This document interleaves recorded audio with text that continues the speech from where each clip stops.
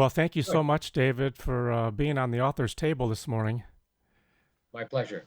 So let's get started then, David. What inspired you to start writing, or what motivated you? I guess there's a kind of a two-track approach on that. Uh, the first one was I've always kind of held that as an ambition, like a low level, low burner kind of ambition. I thought, well, I've been complimented on some short things that I wrote, nothing in the terms of being an author, but business correspondence and that kind of thing. And I thought, well, now that I'm retired from teaching high school science, I have the opportunity. And then, of course, current events figured into that because it's like, okay, everything is locked down now. Mm-hmm.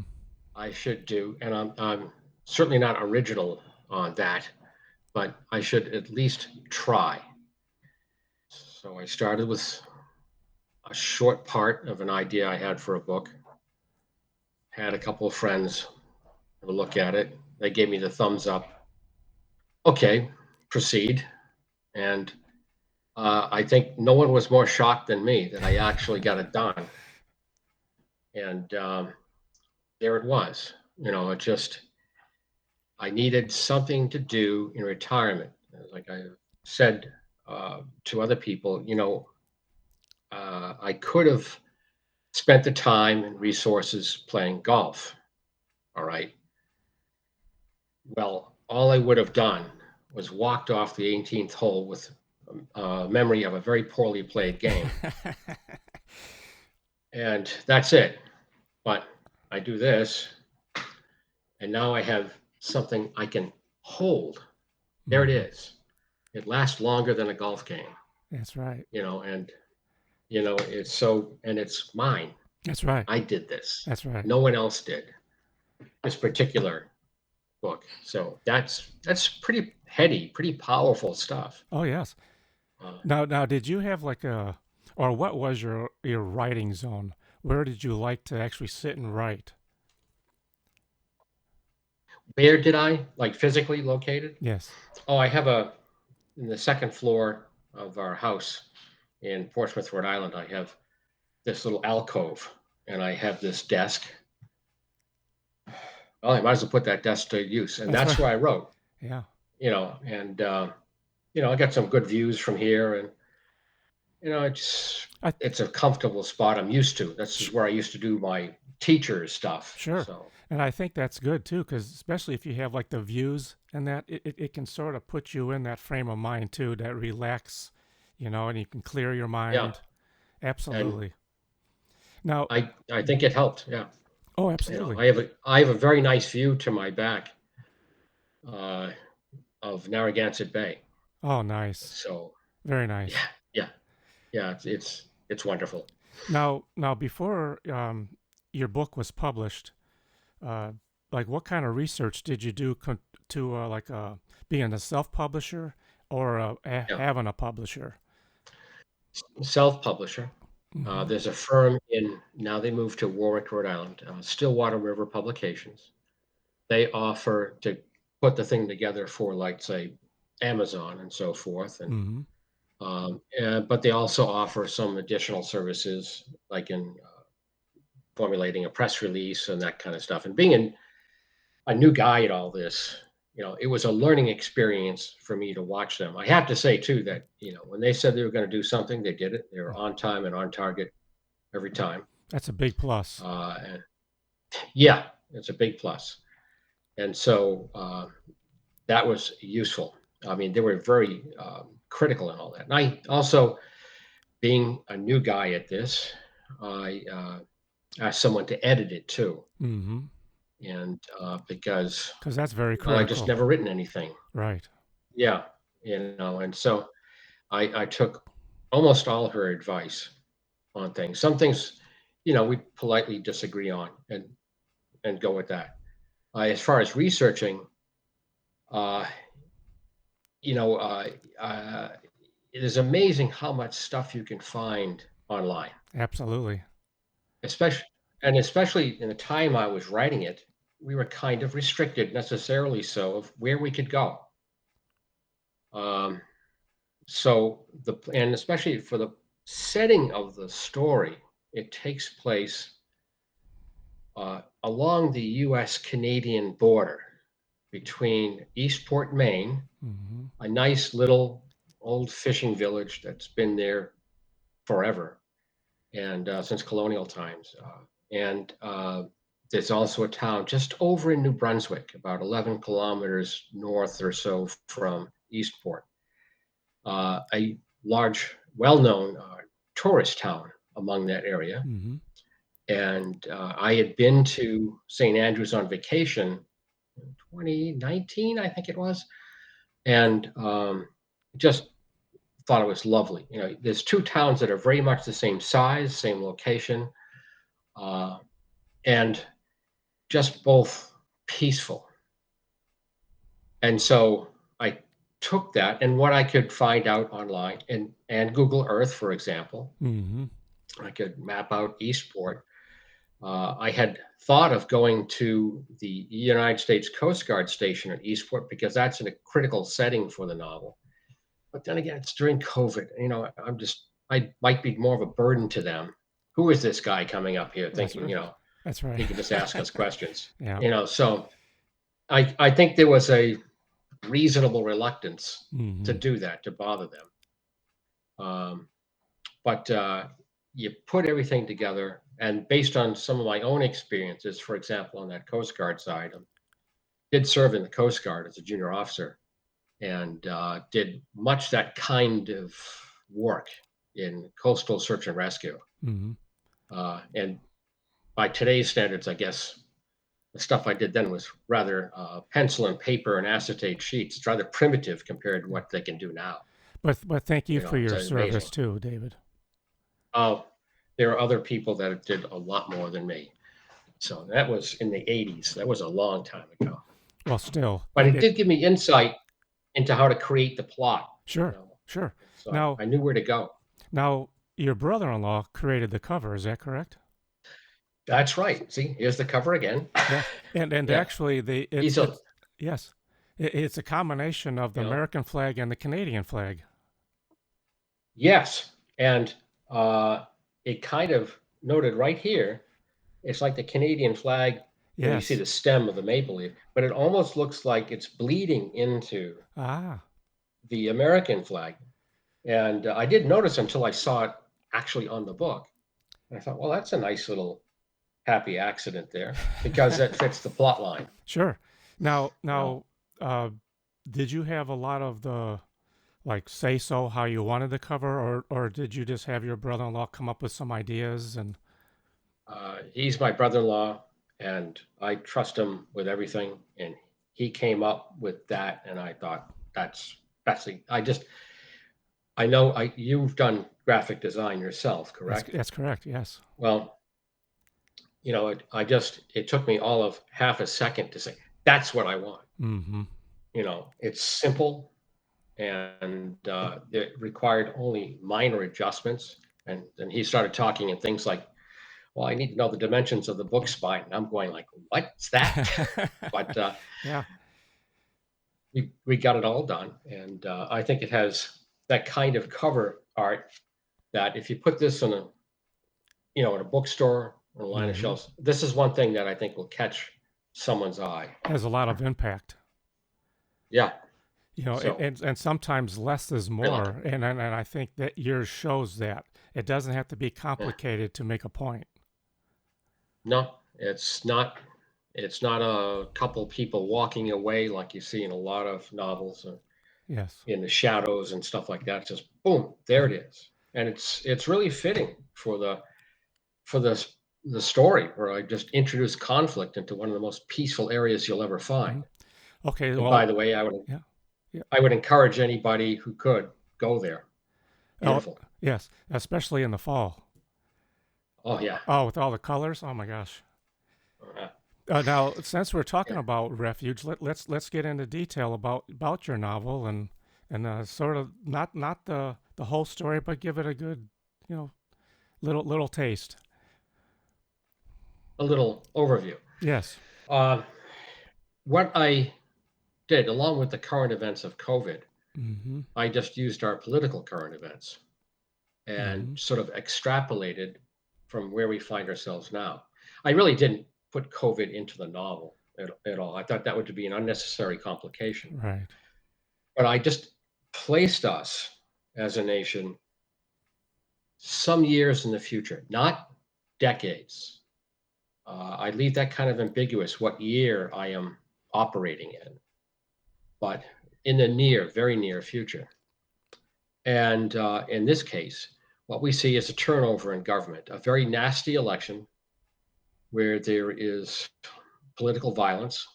Uh, and on that side, they win. And with my research, you find out, well, what side would win? What's the probability?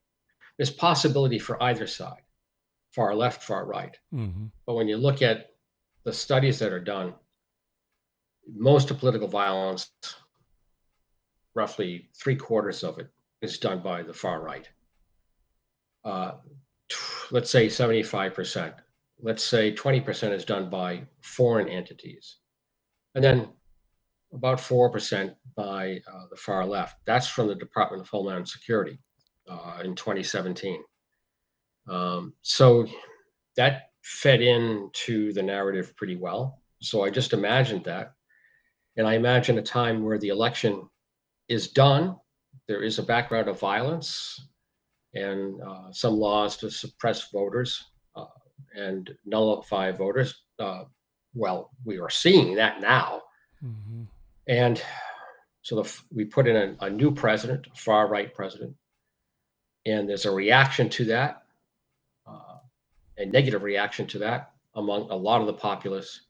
And he uses that as an opportunity to crack down. He creates his own, let's say, police force.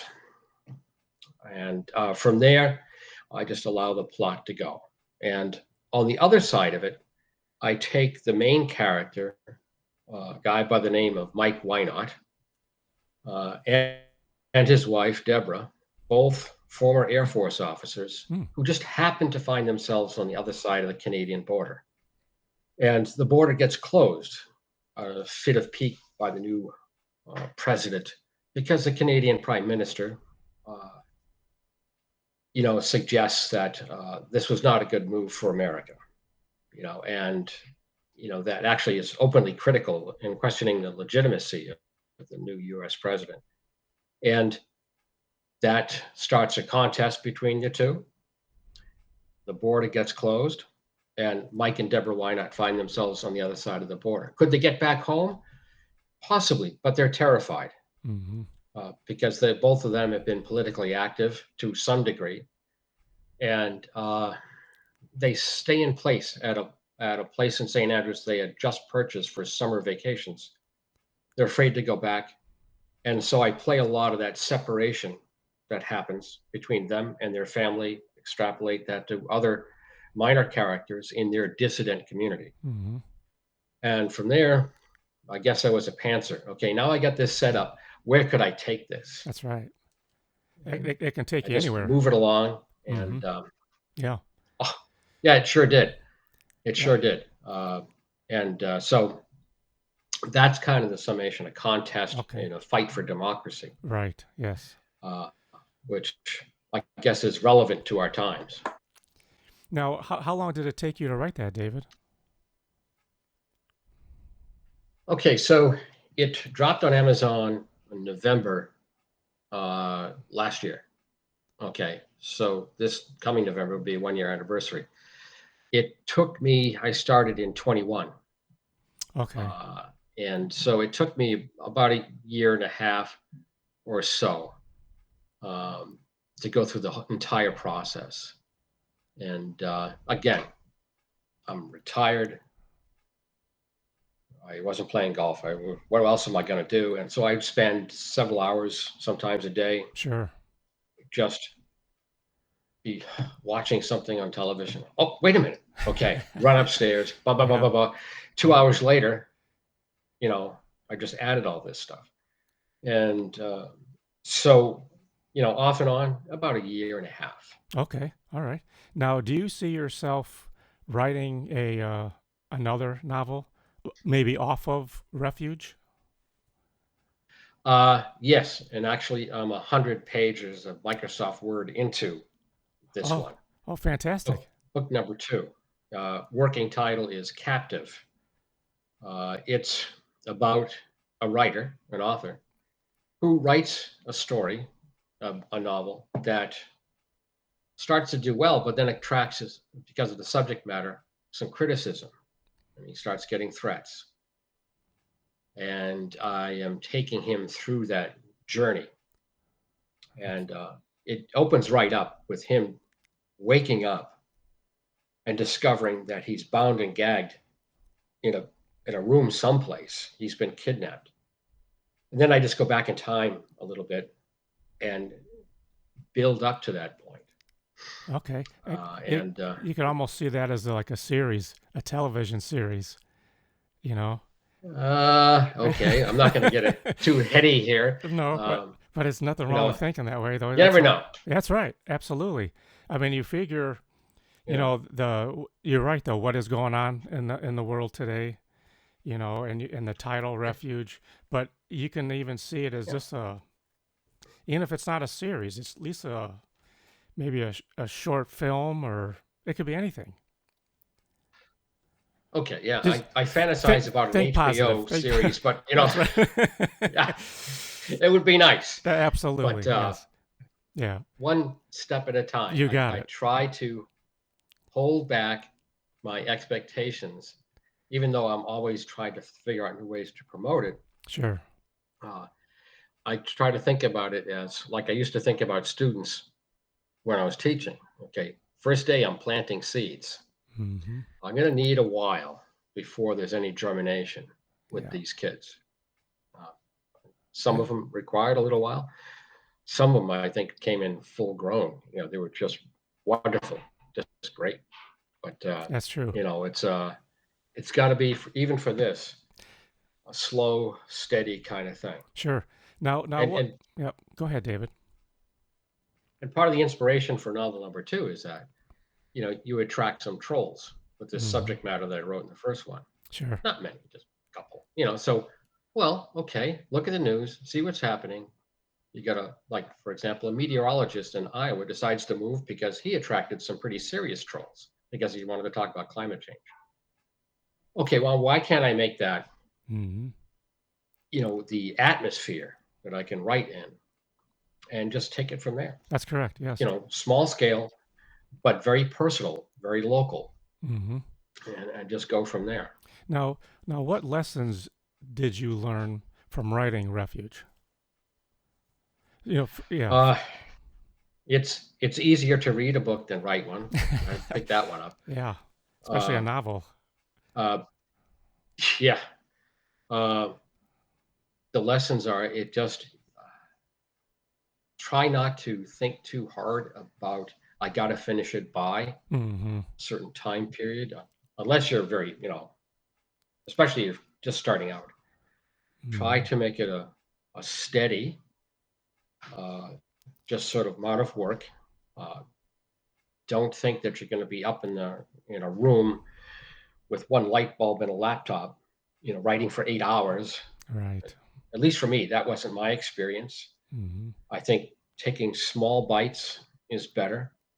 And then once you've written something, be brave enough to go back and read it again, um, to see if it makes any sense. Uh, I'm doing that more for the second novel, Hmm.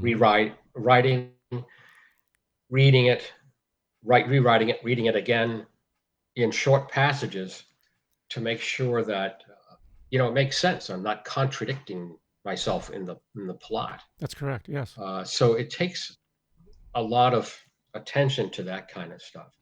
But be patient with your pace of work. Be patient with yourself. That's right. Yes. You know, Yeah. um, Because we're that's already the biggest critique. You know. yeah, yeah, and don't you can be your own critic. That's right. But I can also say that there's a lot of them out there. That's Don't worry yeah. about a shortage of critics out there because Yes. Right. they're out Now, there. now Although, this leads into my next question is like what advice can you give to let's say a new author and or to an yeah. existing author? Well, for a new author, I think one thing, it's a very practical concern. I was very focused on writing. Mm-hmm. Okay. And I loved researching. Oh, what if this happens? Okay. What are the legal consequences for the fictional character and so forth? And like, what's the jargon that, let's say, the Coast Guard uses? Make sure you get that right. Um, or stuff about the Canadian Coast Guard. I had to work Mm-hmm. them in there too. So all that is really fun, and you just got to make sure that it's as right as you can make it.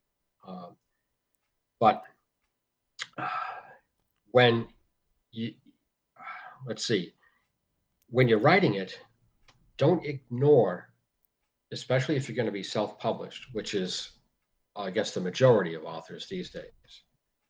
Uh, don't ignore the promotional strategy while you're writing it. Right.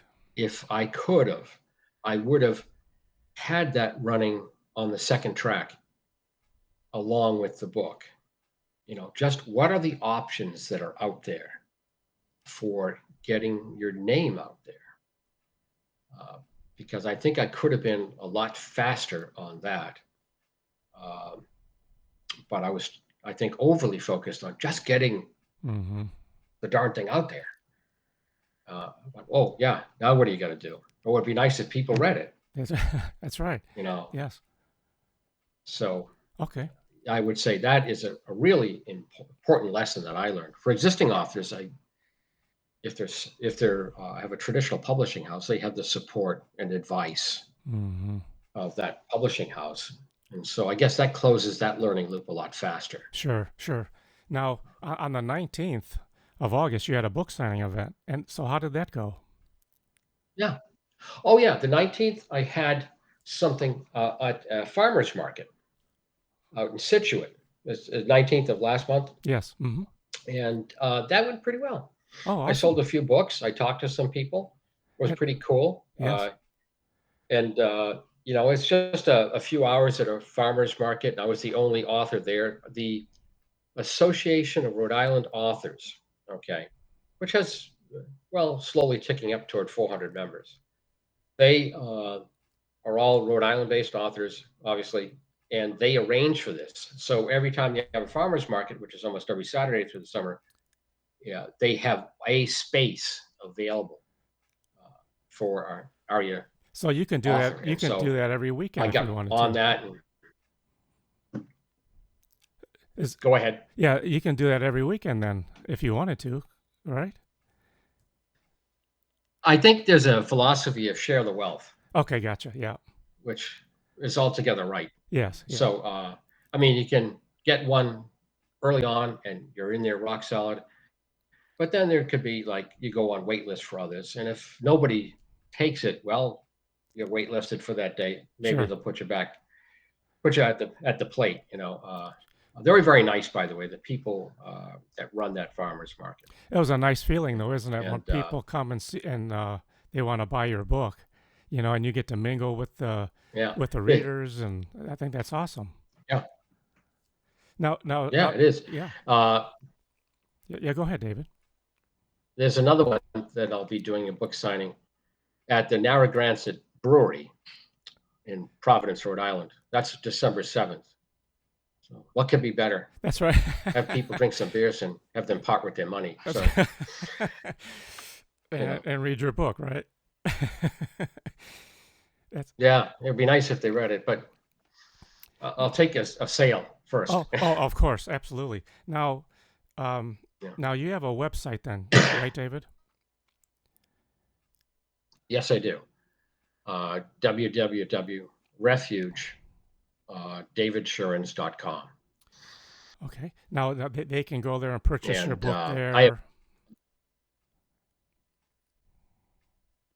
yes, they're on Amazon. Just my last name, Schoorens, Schoorens, Refuge, and it pops up. Okay. And even gotten a handful of sales in the UK, Germany, Oh, and Canada.